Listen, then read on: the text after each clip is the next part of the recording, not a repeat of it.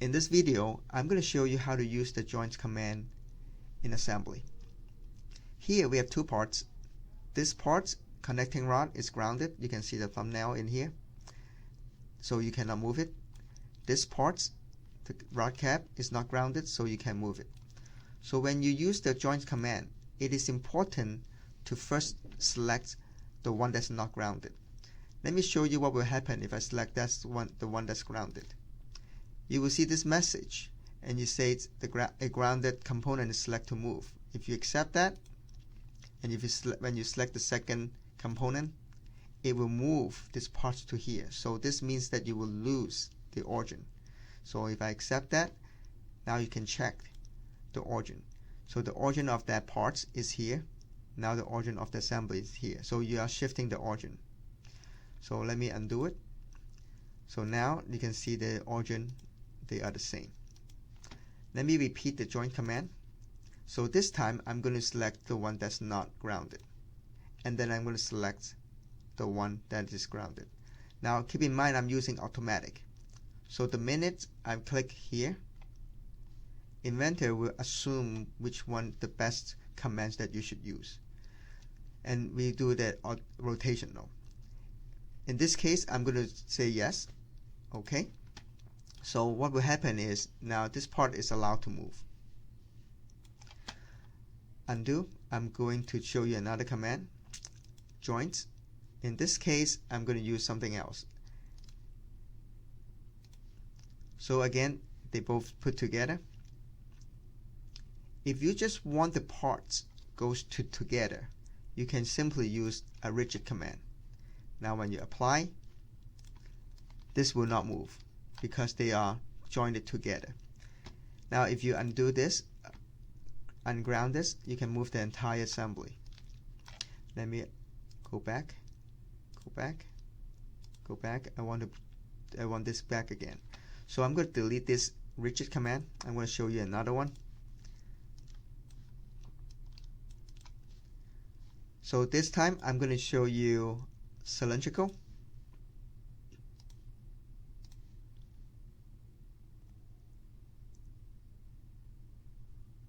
Okay, this means that I can still swing or rotate around this axis and now move along this axis. So if I want to join them together, I would need another joints. I can use rigid, I can use rotational. Let me try the rotational. Again, I should not pick this first because by selecting this, I will get this message.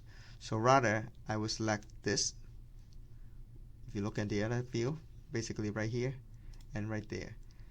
If I want to say do the joints, yes.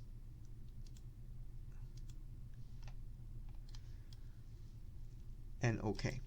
Now this is locked. So I have two joints. If I change this number, right click, edit. If I make it -1, by getting a negative number, I push these two parts away each other. If this is positive number, it will go into each other. So I'm going to use -1. So as you can see, once I change this number, this will not have any error because all I need is changing this number, and this one does not have any number because the cylinder allows you to slide along. So let me delete this cylinder, and I'm going to put constraint the joints, but this time I'm going to use the rotational.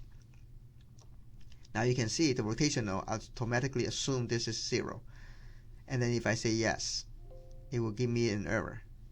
If I say accept, now there's an error in here. This here, you are telling me to move this 1 inch apart. This here, you're telling me to make sure they are connected together.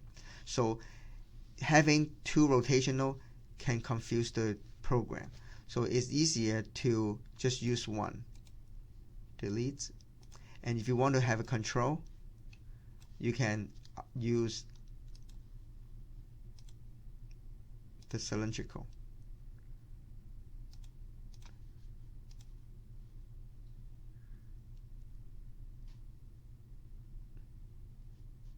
In this case, if I say OK, now it will not be moved. But if this is just the final product, you do not need two commands. All you have to do is to use the rigid. Let me repeat that.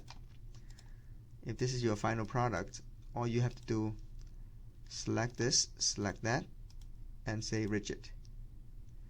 Now, this is rigid. So the join command is a little easier than the constraint command, but you can also mix these two commands together, because if you do the cylindrical, basically it's very similar to the mate command in here, and you can mix them and you can use just the join command.